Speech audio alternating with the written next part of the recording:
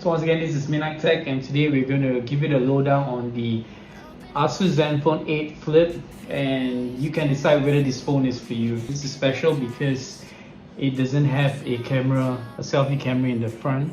So how does it take selfie pictures? This is how it does it.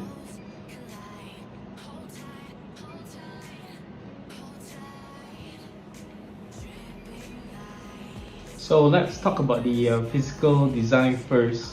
So this has a Gorilla Glass 6 at the front, right, with a Gorilla Glass 3 at the back, and it's got an aluminium frame. Other nice design elements include the colored power button. The highlight of the phone will be the camera module here, which has 3 lenses.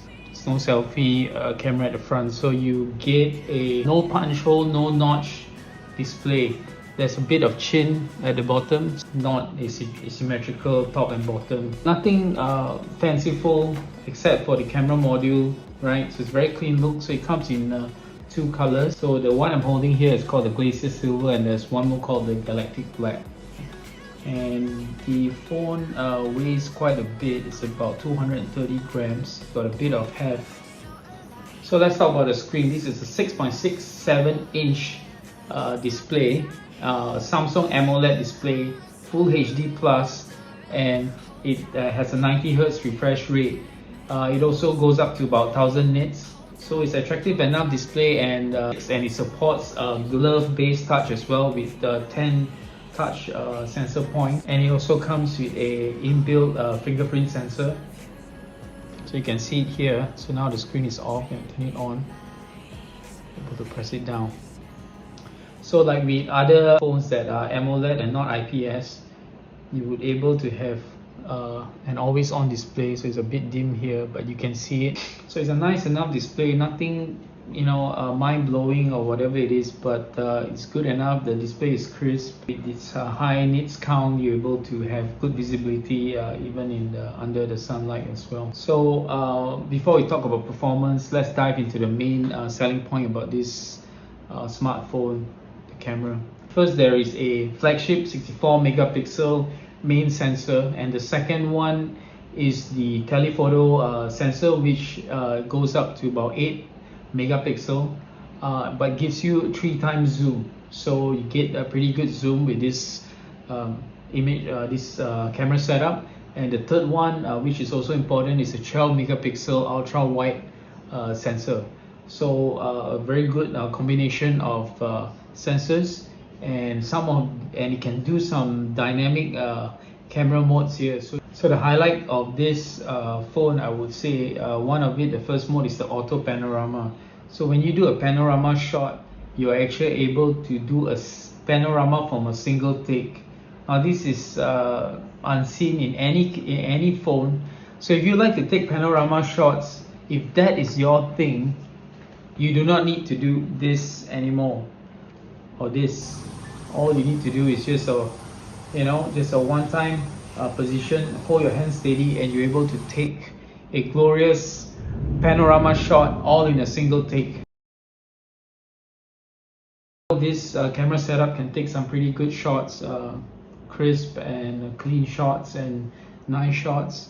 Nothing super stellar compared to other phones, but it's competent enough, and it has certain cool things that the other phones can't do, and the aforementioned panoramic shots. You can take it in a single take, so that is just mind-blowing. So as you can see here, I was standing on the foot of a hill and able to take a single panoramic shot with just one take.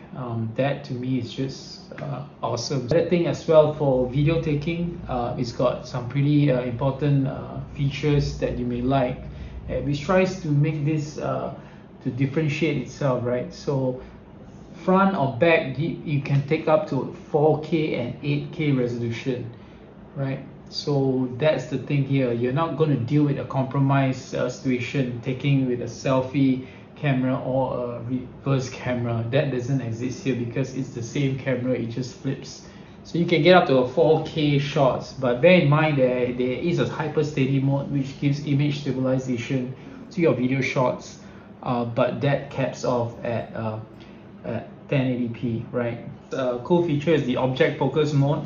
So essentially, you're able to lock into an object, so when you move that object, it will just stay focused on that object. Under low light, does an adequate job. Again, there are phones, a lot of phones out there who can, who can toe-to-toe be either match the ZenFone 8 Flip or even be better than this. So it's in flagship class, but it's not really the best in the business. You take a lot of videos using the selfie camera and you do panorama shots, then you might consider this phone. So the other thing, of course, is this could be a conversation piece. It's kind of interesting because everybody would be wondering what kind of phone is this, right?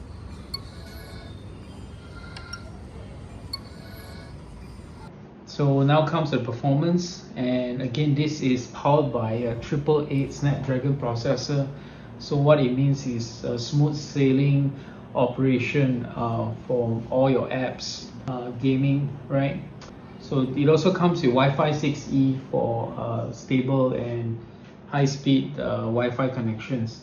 So the pack, the most powerful Snapdragon processor here, very good display, as well as amazing cameras, right? And just looking at the software experience as well, this is powered by Zen UI, and after spending some time with this phone, I tell you I really like the implementation of Android for ASUS, because it's a very clean implementation. I don't see a lot of problems with the user interface. Everything runs very smoothly, and it's very close to stock Android. So if you want something very clean and not heavily laden with a lot of theming, a lot of quirky things that are very present in like MIUI, you would appreciate the Zen UI for its cleanness, and that is a big selling point of this phone, is that it's got a very clean UI. And moving on to the battery, this comes with a 5000 mAh battery, so it's got 30 watts fast charging as well, so you can charge this phone up very quickly with the 30 watt fast charger. And so 5000 mAh, depending on how you use your phone, and if you're taking a lot of photos, playing a lot of games. But if you can get at least 1.5 days out of a single charge of this. There is no dust or water resistance rating for this guy, so this is not something that you want to get wet, especially with the camera module. The other caveat, you'll be a bit worried taking shots with this camera. You'll be a bit worried, could you ever damage this camera, right? So there will be some concern there doing this flip all the time. Yeah, so those are the caveats. But this phone, you would want to consider this first if you think that the price range is good for you, just below 3000 ringgit, below 750 USD, which is a nice price. It's not as attractive as like the Poco F3, which is about half its price and can do an equally good job, but for its unique selling points, it's not expensive as the other flagships. And so you would want this phone if you were really into a compromise-free front rear camera situation and auto panoramas. If this is what you want and this really attracts you to this phone, yeah, then this is the phone for you. So that's one key unique point. The second one is actually the media consumption itself. So because you are going for a notchless experience, so watching video consumption on this phone is a notchless experience. Media consumption is great because I can actually watch a video and I blow it up full screen. I don't see a notch at all.